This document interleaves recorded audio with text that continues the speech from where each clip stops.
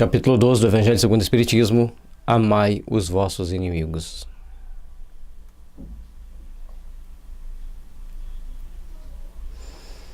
Retribuir o bem com o mal, ainda dentro desse tópico, nós estamos no item 4. Amar os inimigos é, para o incrédulo, um contrassenso. Aquele para quem a vida presente é tudo, vê no seu inimigo um ser nocivo, que lhe perturba o repouso e do qual unicamente a morte, pensa ele, ou pode livrar-se. Daí o desejo de vingar-se. Encarar a vida do ponto de vista de uma única existência, muitas das vezes vai trazer para nós dissabores bem amargos, já um dissabor, já é bem amargo mesmo, né? Para as próximas existências. Todos nós estamos aqui na Terra para aprendermos a conviver uns com os outros, para aprendermos a nos relacionar bem uns com os outros e para edificarmos o melhor ao longo da nossa caminhada. Por isso, nós estamos aqui aprendendo, nós estamos aqui passando por determinadas provas, por determinadas expiações, para que no final das contas nós venhamos a crescer, aperfeiçoando-nos perante as leis divinas. E é por isso que cada um de nós tem a responsabilidade de colocar em prática os ensinamentos do Cristo, colocar em prática os ensinamentos que Jesus traz para nós de amor, de fraternidade e de luz. Tenhamos, pois, o entendimento de quanto é importante começarmos a fazer o bem, de quanto é importante começarmos a edificar o bem onde quer que estejamos. E para começar, precisamos refazer o nosso entendimento sobre aquilo que nós chamamos de inimigos. Quem é nosso inimigo? Por que ele está sendo nosso inimigo? E qual a minha parcela de contribuição para esta inimizade? Porque quando chegarmos no plano espiritual, depararemos com a nossa consciência, com o nosso entendimento puro, e não aqui mascarado pela estrutura física que tanto limita o entendimento do espírito. E é por isso que a doutrina espírita traz para nós grandes reflexões. Dessa frase, amai vossos inimigos, é um capítulo com 16 itens, para nós podermos refletir na grandeza dos ensinamentos de Jesus, na grandeza daquilo que Jesus trouxe para nós, para nortear o nosso processo evolutivo e a nossa existência. Nenhum interesse tem em perdoar, senão para satisfazer o seu orgulho perante o mundo. Em certos casos, perdoar lhe parece mesmo uma fraqueza íntima, indigna de si. Se não se vingar, nem por isso deixará de conservar rancor e secreto desejo de mal para o outro. Então, quando a gente apenas entende a vida do ponto de vista de uma única existência, nós deixamos margem para vários acontecimentos, para várias situações, e é por isso que nós temos que procurar termos o interesse maior pela nossa vida futura, no plano espiritual e nas próximas reencarnações. Isso leva-nos a ter, como padrão, entender a importância de perdoar, entender a importância de valorizarmos o bem e de construirmos uma existência melhor para nós. E, logicamente, para que construamos uma nova existência melhor, temos que começar a preparar o terreno desde hoje. E hoje nos é feito o convite: perdoe. Incondicionalmente, seja quem for, perdoe. Perdoe incondicionalmente para que você possa crescer, para que você possa amadurecer, para que você possa se aperfeiçoar. É com esse sentimento de perdão, é com esse sentimento de fraternidade que nós vamos crescer e aperfeiçoar o nosso espírito, a nossa alma, hoje presa ao corpo, e amanhã, já desencarnado, o nosso espírito, para as grandes jornadas que a vida nos oferece, para as grandes oportunidades que o futuro vem para nós. É necessário, pois, começarmos a entender a importância de perdoarmos, a importância de procurarmos fazer o melhor, de procurarmos trabalhar para o bem.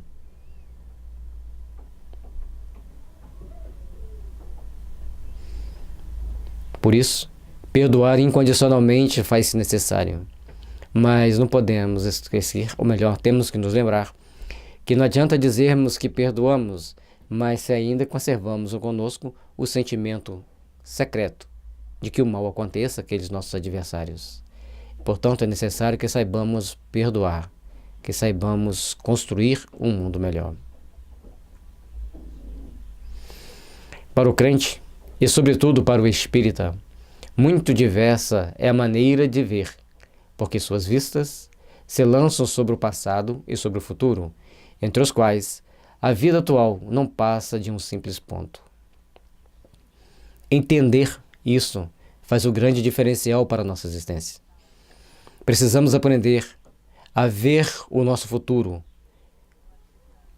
E para termos um melhor futuro, temos que saber viver bem o presente. E para viver bem o presente, temos que entender que temos um passado a reparar. As nossas vicissitudes aqui na Terra são para nos aprimorarmos espiritualmente, para nos aperfeiçoarmos, para buscarmos estar melhor amanhã do que já estamos hoje.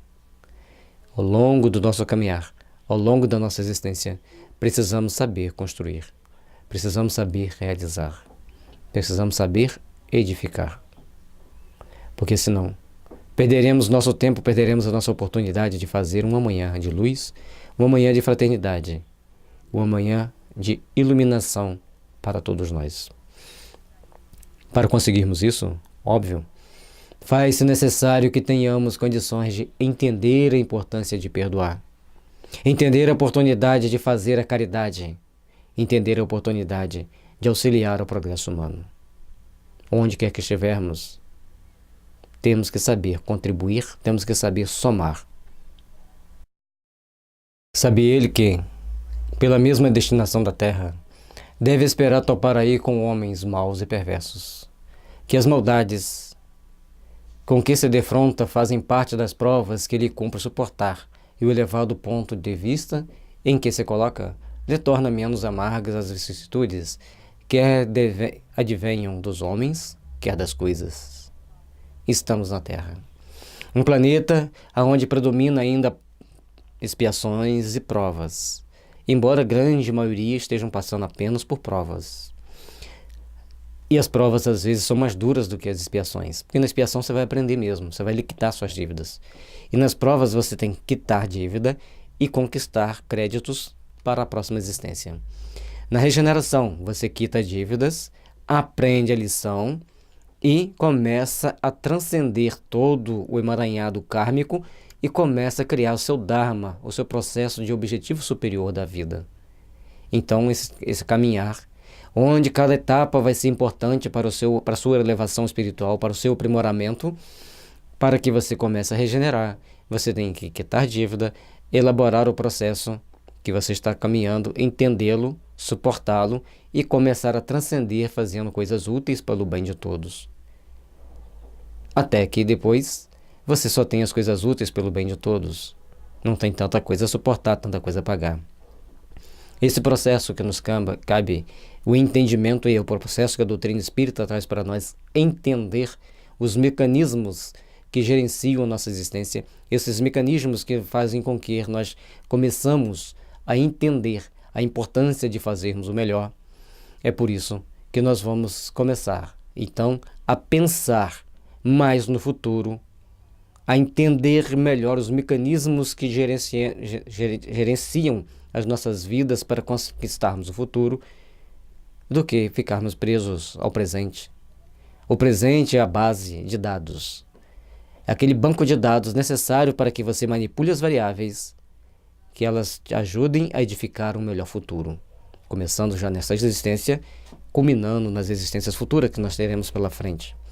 Por isso, precisamos entender bem que depararemos com todas as circunstâncias, entre pessoas, situações, coisas e fenômenos, que servirão de base para nossas provas.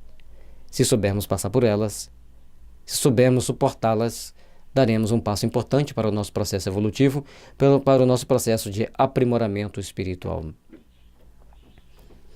Se não se queixa das provas, tampouco deve queixar-se dos que lhe servem de instrumentos.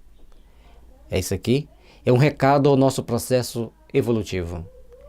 Todos nós que aspiramos crescer, que aspiramos aprimorarmos-nos, precisamos entender a necessidade de fazermos o possível pela nossa evolução, pelo nosso aprimoramento.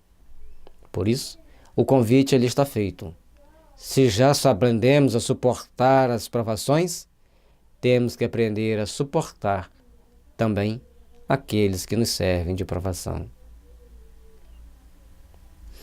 Por isso, a doutrina espírita traz um amplo convite ao aprimoramento, ao melhoramento para o nosso processo de regeneração. Se, em vez de queixar, agradece a Deus, o experimentá-lo deve também agradecer a mão que lhe dá ensejo de demonstrar a sua paciência e a sua resignação. Aí começamos a transcender. Quando nós paramos para olhar para a situação adversa e começamos a caminhar para olhar para a vida por um outro ângulo, por uma outra oportunidade, nós começamos então a ver que em cada situação é aquele ensejo que nos dá de demonstrar se já aprendemos a lição, se já aprendemos a transcender o nosso entendimento. Certa vez, eu estava perguntando ao nosso amigo espiritual Yakov sobre como que ele via a Segunda Guerra Mundial, já que a população russa os soviéticos afirmam perda de 46 milhões de vidas, e o mundo ocidental diz que eles perderam 26 milhões de vidas. De todo jeito, foi o povo que mais perdeu vidas na Segunda Guerra. E aí, ele me responde de uma forma muito surpreendente. Nós o vemos como pobres irmãos endividados perante a lei, mas temos muita compaixão por eles, porque eles serviram-nos de instrumento para nos impulsionar a evoluir. Nos deram a oportunidade de quitar as nossas dívidas e darmos a vida pela nossa nação. E quem dá a vida pela nação já aprendeu a pensar coletivamente. E então, à medida que nós olhamos para trás e vemos-o, e os passamos a os ver como pobres criaturas endividadas perante a lei, e que nós resgatamos as leis porque eles nos infligiram sofrimento, nós crescemos. Então esse é um entendimento superior, que poucas pessoas procuram ter. Aqueles que nos infligem sofrimento são instrumentos que nos impulsionam a crescer. Se nós entendermos isso, nos libertamos, nos desligamos do mal e começamos a aspirar para mundos cada vez mais superiores em iluminação, em aproveitamento para o nosso crescimento. É por isso que cada momento da nossa vida ele é ímpar, ele é único, para nós crescermos, para nós nos aprimorarmos, para nós fazermos melhores. O convite está feito. A necessidade de aprimorarmos-nos, de aperfeiçoarmos-nos, está aqui.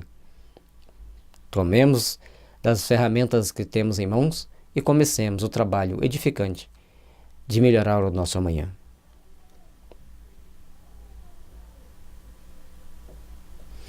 Essa ideia o dispõe naturalmente ao perdão. Quando você entende que o outro é um instrumento para testar as suas qualidades, a sua resistência, a sua paciência, você está crescendo. Sente além disso que quanto mais generoso for, tanto mais se engrandece aos seus próprios olhos e se põe fora do alcance dos dardos do seu inimigo. À medida que nós nos aprimoramos os sentimentos, que nós nos desligamos do ódio, do rancor, da mágoa, nós começamos a angariar as luzes do bem que nos impulsionam para o verdadeiro crescimento, para o verdadeiro aprimoramento da nossa jornada evolutiva, do nosso crescimento íntimo. Esse convite que nos está sendo feito para procurarmos nos aprimorar e nos aperfeiçoar, pois o nosso amanhã será tanto de luz, tanto de fraternidade e paz, quanto mais tivermos disposição de amar e servir com o Pai. Então, os nossos inimigos são os instrumentos divinos para nos fazer crescer, para nos fazer aprimorar os nossos sentimentos, aprimorar as nossas reações frente às leis divinas. Procuremos, pois, entender os mecanismos que a vida nos oferece para crescermos espiritualmente. Entendamos, pois, como vamos nos aperfeiçoar, como vamos nos aproximar daqueles seres angélicos que passaram na Terra pelas suas provas, pelas suas vicissitudes e alcançaram o cume do monte onde nós pretendemos ainda dar os primeiros passos para subirmos os primeiros degraus para chegarmos a eles. Tenhamos força, tenhamos coragem, tenhamos resignação e paciência, mas acima de tudo, entendimento para superarmos cada adversidade, cada momento que a vida nos dá de dor, de angústia, de sofrimento, para que no nosso amanhã seja de luz e de fraternidade. O homem que no mundo ocupa elevada posição não se julga ofendido com os insultos daqueles a quem considera seu inferior. O mesmo se dá com os que, no mundo moral, se eleva acima da humanidade material. Este compreende que o ódio e o rancor o aviltariam e o rebaixariam. Ora, para ser superior ao seu adversário, preciso é que tenha alma maior, mais nobre, mais generosa do que a desse último. Faz-se necessário treinarmos trabalhar os bons sentimentos. Faz-se necessário treinarmos aprimorar os nossos sentimentos. Fazermos-nos melhores, fazermos mais solidários, para podermos buscar estar acima das coisas materiais do mundo e sem renegar este mundo. Saber buscar conquistar as coisas espirituais verdadeiramente superiores, para que o nosso amanhã seja de luz e de fraternidade, de bênçãos e de amor. E é somente assim, nessa edificação íntima, que aprimoraremos a nós mesmos. É a nós mesmos que mudamos. O mundo muda em consequência da nossa mudança interior.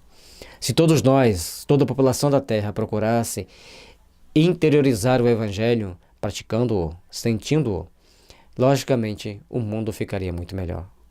Mas muitas das vezes nós queremos o nosso ponto de vista, reparar os nossos erros, satisfazer alguns desejos egoístas, imediatistas, de primeiro momento, para depois começarmos a praticar o Evangelho. E aí perdemos a nossa grande oportunidade de realizações para uma vida melhor.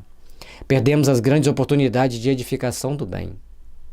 Por isso, meus irmãos, treinemos, aperfeiçoemo-nos, para que a prática do bem seja uma constante ao longo da nossa existência. Porque somente assim, praticando o bem indistintamente, trabalhando o sentimento do bem e da fraternidade, conquistaremos o amanhã de luz, de paz e de esperança.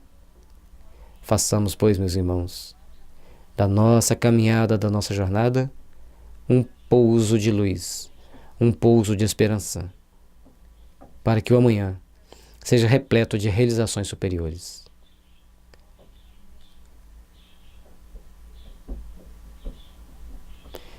Rogamos a Jesus as nossas bênçãos de amor e de paz, para que esse teu amor infinito possa envolver a todos os nossos lares, a todos os nossos familiares, todos os nossos amigos e, logicamente, a todos os nossos inimigos, as nossas melhores vibrações de amor, em nome de Jesus. Paz e serenidade a todos.